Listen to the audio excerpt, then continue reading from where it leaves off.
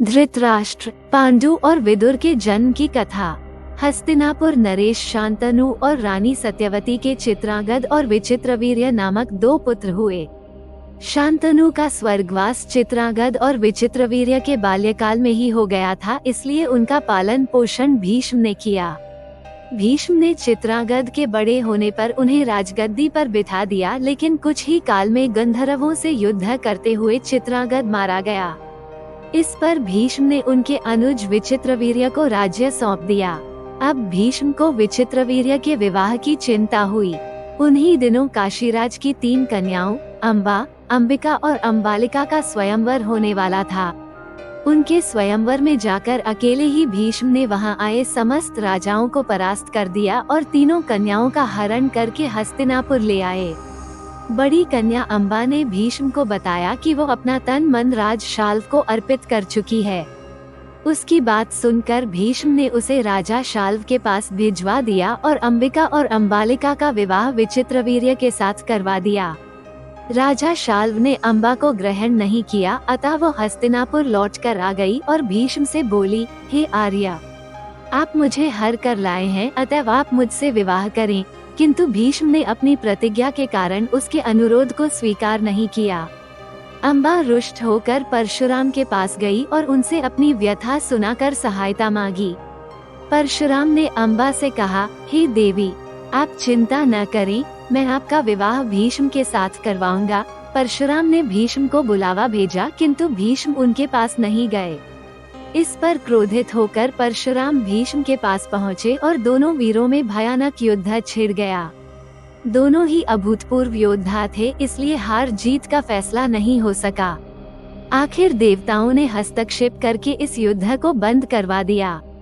अंबा निराश होकर वन में तपस्या करने चली गई। विचित्रवीर्य अपनी दोनों रानियों के साथ भोग विलास में रत हो गए, किंतु दोनों ही रानियों से उनकी कोई संतान नहीं हुई और वे क्षय रोग से पीड़ित होकर मृत्यु को प्राप्त हो गए। अब कुल नाश होने के भय से माता सत्यवती ने एक दिन भीष्म से कहा, पुत्र, इस वंश को नष्ट होने से बचाने के लिए मेरी आज्ञा है कि तुम इन दोनों रानियों से पुत्र उत्पन्न करो। माता की बात सुनकर भीष्म ने कहा, माता, मैं अपनी प्रतिज्ञा किसी भी स्थिति में भंग नहीं कर सकता। ये सुनकर माता सत्यवती को अत्यंत दुख हुआ। तब उन्हें अपने ज्येष्ठ पुत्र वेदव्यास का स्मरण किया। स्मरण करते ही वेदव्यास वहां उपस्थित हो गए। सत्यवती उन्हें देखकर बोली, हे पुत्र, तुम्हारे सभी भाई निसंतान ही स्वर्गवासी हो गए, अतः मेरे वंश को नाश होने से बचाने के लिए मैं तुम्हें आज्ञा देती हूँ कि तुम नियोग विधि से उनकी पत्नियों से संतान उत्पन्न करो। वेदव्यास उनकी आज्ञा मानकर बोले, माता, आप उन दोनों रानियों से कह दीजिए कि वो मेरे सामने से निवस्त्र होकर गुजरें, जिससे कि उनको गर्भ धारण होगा। सबसे पहले बड़ी रानी अंबिका और फिर छोटी रानी अंबालिका गई, पर अंबिका ने उनके तेज से डरकर अपने नेत्र बंद कर लिए, जबकि अंबालिका वेदव्यास को देखकर भय से पीली पड़ गई। वेदव्यास लौटकर माता से बोले, माता, अंबिका का बड़ा तेजस्वी पुत्र होगा, किंतु नेत्र बंद करने के दोष के कारण वो अंधा होगा, जबकि अंबालिका के गर्भ से पांडु रोग से ग्रसित पुत्र पैदा होगा। ये जानकर इससे माता सत्यवती ने बड़ी रानी अंबिका को पुनः वेदव्यास के पास जाने का आदेश दिया। इस बार बड़ी रानी ने स्वयं न जाकर अपनी दासी को वेदव्यास के पास भेज दिया।